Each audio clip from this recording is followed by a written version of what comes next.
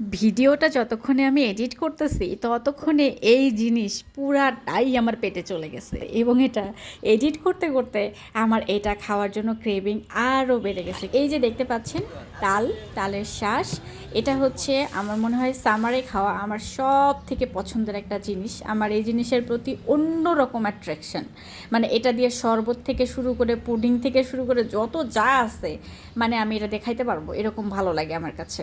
মাত্র বাজারে আসা শুরু করছে কিন্তু চড়া দামে কিনে খেতে হচ্ছে। 2টা তাল আমি 60 টাকা দিয়ে অনেক ঝগড়াঝাটি করে নিয়ে আসছি।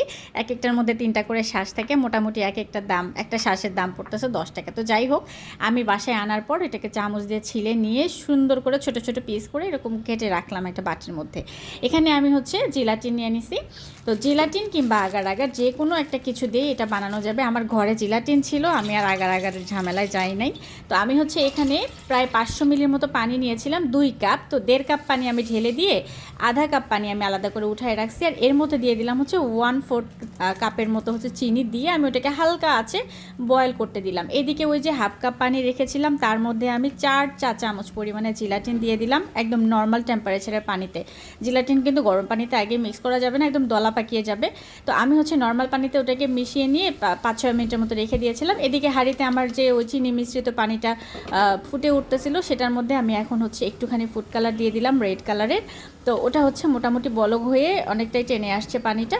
তারপর হচ্ছে ওখান থেকে একটুখানি পানি উঠিয়ে নিয়ে আমি ওই যে জিলাটিনটা মিক্স করে রেখেছিলাম সেখানে আমি ওই ঠান্ডা পানির মধ্যে গরমটা মিক্স করে দিয়ে ওটাকে ভালো করে মিশিয়ে নিয়ে পাতিলের বাকি পানির মধ্যে আমি হচ্ছে এটাকে ঢেলে দিয়ে আর একটু সময়ের জন্য জাল করব 2 থেকে 3 মিনিট, মোটামুটি 2 থেকে 3 মিনিট মিডিয়াম আছে এটাকে জাল দেওয়ার পর এটা কিন্তু অনেকটাই টেনে আসছে আর অনেকটাই ভারী হয়ে গেছে। এই মুহূর্তে আমি চুলাটা অফ করে দিয়ে এটাকে অর্ধেক পরিমাণে ঠান্ডা করে নিলাম। একেবারে ঠান্ডা না, একেবারে গরমও না, মাঝামাঝি পর্যায়ে। তো ঠান্ডা করে নেওয়ার পর আমি একটা বাটির মধ্যে একটুখানি আগে ঢেলে দিলাম।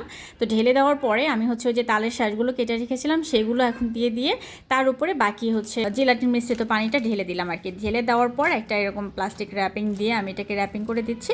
এটা যে কোনো কিছু দিয়ে ঢেকে রাখলেই হতো, প্লেট দিয়ে ঢাকলেও হতো, বাট আমি একটু পণ্ডিতে করে আর কি প্লাস্টিক র্যাপিং দিয়ে ঢাকতে গেছে। তো যাই হোক, ঢেকে নেওয়ার পর এটাকে হচ্ছে ফ্রিজে রেখে দিতে হবে 4 থেকে 5 ঘন্টার মতো। তারপরে এই যে দেখেন খুব সুন্দরভাবে কিন্তু সেট হয়ে যাবে। এখন আমি এটাকে হচ্ছে প্লাস্টিকটা খুলে আমি এটাকে মোল্ড আউট করে নিব। তো একটা স্প্যাচুলা দিয়ে আমি হচ্ছে একটুখানি নিচের দিকটা আলগা করে দিচ্ছিলাম যেন সহজেই উঠে আসে। এরপর হচ্ছে প্লেটের মধ্যে ঢেলে নিলাম, ঢেলে নিয়ে এখন আমি এটা কেটে কুটকুট করে খেয়ে ফেলবো।